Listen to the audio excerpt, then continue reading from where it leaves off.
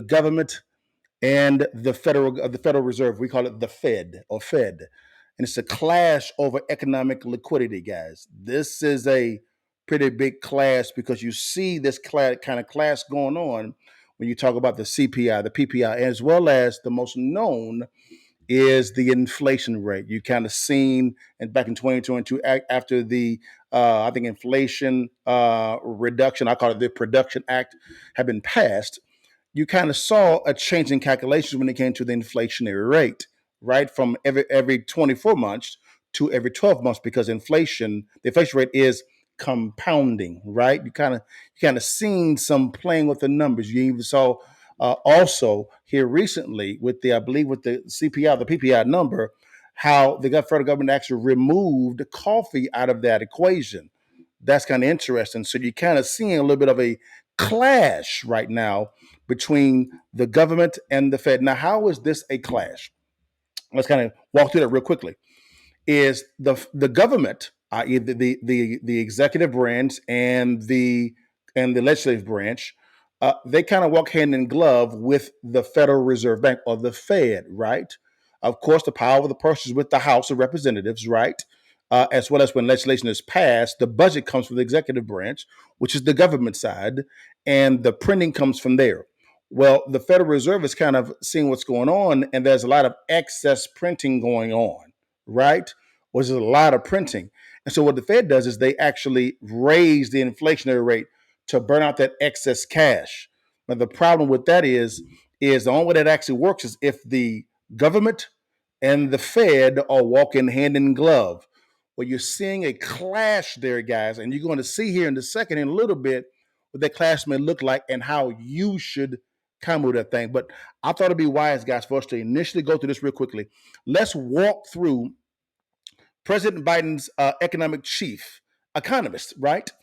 His view on government debt. In other words, how the government is borrowing money. This is his chief economist, his chief economic advisor. This gentleman, he actually went on to a show, guys, and what he had to say was really kind of confusing to me, guys, because it didn't make any sense. Again, let me say this again. This is President Biden's chief economic advisor. Let's see what he says, guys, and then we react. All right, here we go. Let's just dive into this thing. Here we go. Let's get into this thing. This kind of shocked me. Here we go. Should we lose? He doesn't even understand that a government bond is not the government lending anyone money. It's taking people's money. He has no idea. Watch. Listen. The government even borrow? Well, again,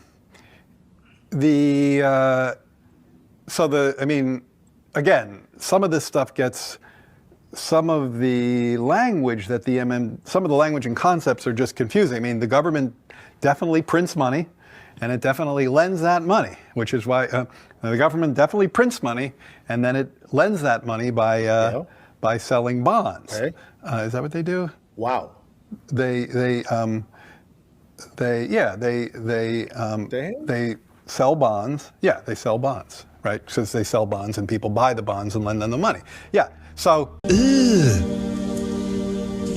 Brother, what's that? What's that, brother? Stop right there. This is concerning to me. This is President Biden's chief economist. He's not done. Let's keep going. A lot of times, at least to my ear with MMT, the language and the concepts can be. Notice he said MMT. That means modern monetary theory. If you don't know what that is, I actually did an entire show on what MMT is. Just go back into all my shows and you will see a strategic breakdown slide by slide of what that is. Here we go. Kind of unnecessarily confusing, but there is no question that the government prints money and then it uses that money to wow.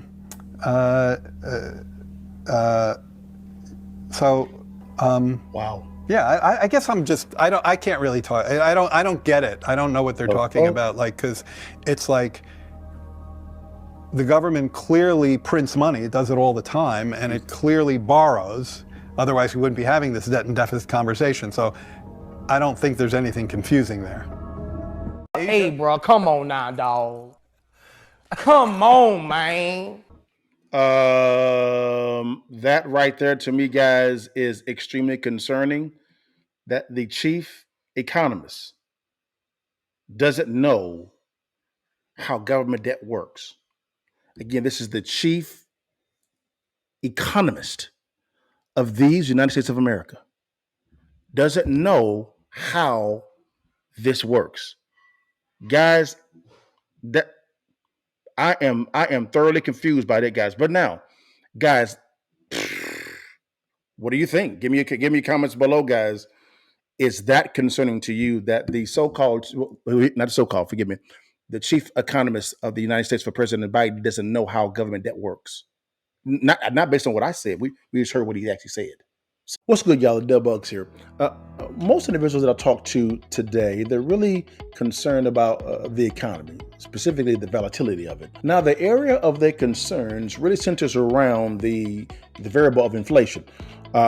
Inflation right now is really outpacing people's wages, number one. And number two, it's beginning to affect their 401k and IRAs because their retirement accounts are connected or intertwined with the stock market. Over the years, I've been fairly successful in real estate investing. Currently, I own about $35 million worth of real estate under management. And also my partner and I have been able to build our private equity and venture capital firm to about $1.2 billion worth of assets under management. Now, this success has taken place in up or down economies. Now, whenever there's volatility in the market, opportunities begin to show up. There are 3 investment strategies that, if implemented the correct way, any investor can go from 0 to 6 figures in the next 6 to 12 months. Click on the link below or swipe up and let's talk through these strategies.